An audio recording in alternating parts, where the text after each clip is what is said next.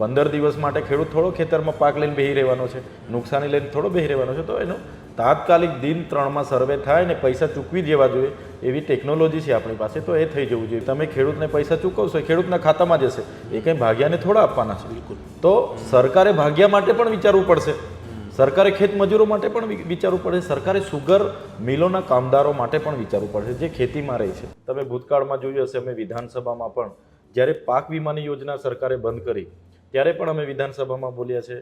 સાથે સાથે જ્યારે ધિરાણ ખેડૂતોનું ધિરાણ પર વ્યાજ ચડાવવાનું જ્યારે ચાલતું હતું ત્યારે ધિરાણ માફ કરવા માટે પણ અમે ખેડૂતો સાથે બોલીએ છીએ.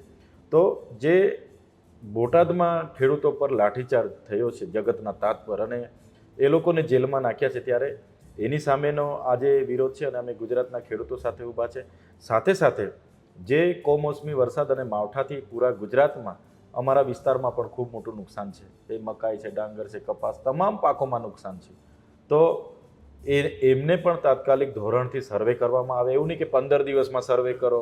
15 દિવસ માટે ખેડૂત થોડો ખેતરમાં પાક લઈને બેહી રહેવાનો છે, નુકસાની લઈને થોડો બેહી રહેવાનો છે. તો એનો તાત્કાલિક દિન 3માં સર્વે થાય ને પૈસા ચૂકવી દેવા જોઈએ એવી ટેકનોલોજી છે આપણી પાસે. તો એ થઈ જવું જોઈએ. બીજું કે માત્ર ખેડૂત નહીં, ઘણા તો અમારા વિસ્તારોમાંથી સૌરાષ્ટ્રમાં ભાગ્યના રૂપે આવે છે કે જેમણે તો ત્રીજા ભાગે ખેતી કરતા હોય, કેટલાક ખેત મજૂરી કરવા આવે હોય, તો એમને પણ આમાં નુકસાન થયું છે. તમે ખેડૂતને પૈસા ચૂકવશો એ ખેડૂતના ખાતામાં જશે, એ કંઈ ભાગ્યાને થોડા આપવાના છે. બિલકુલ. તો સરકારે ભાગ્યા માટે પણ વિચારવું પડશે, સરકારે ખેત મજૂરો માટે પણ વિચારવું પડશે, સરકારે સુગર મિલોના કામદારો માટે પણ વિચારવું પડશે જે ખેતીમાં રહે છે, જેમની આખા પરિવાર શેરડીમાં કામ કરે છે ને ત્યાં આ મજૂરી બંધ થઈ ગઈ છે. ઘણા ખેડૂતોને સુગરમાં પૈસા બંધ થઈ ગયા છે. સાથે પશુપાલકોની ડેરીઓમાં ભાવ વધારાના આંદોલનો ચાલે છે. તો તમામ પ્રકારના ખેડૂતો ટેકાના ભાવો એક બાજુ સરકાર જાહેર કરે છે, ખેડૂતને મળતા નથી. હમણાં મકાઈના 2100 રૂપિયા જાહેર કર્યા હતા, બજારમાં 1700 રૂપિયા મળે છે.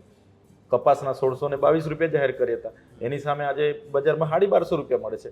તો આ સરકાર જાણે છે MSPના ભાવે જ સરકાર તમામ પાકો ખરીદી કરે અને કડદાપત્તા રદ કરે અને નુકસાન થયું છે માવઠાના કારણે એ તાત્કાલિક અસરથી સર્વે કરીને સરકારે આ જગતના તાતને સહાય આપવાની અને વળતરની જાહેરાત કરવી જોઈએ.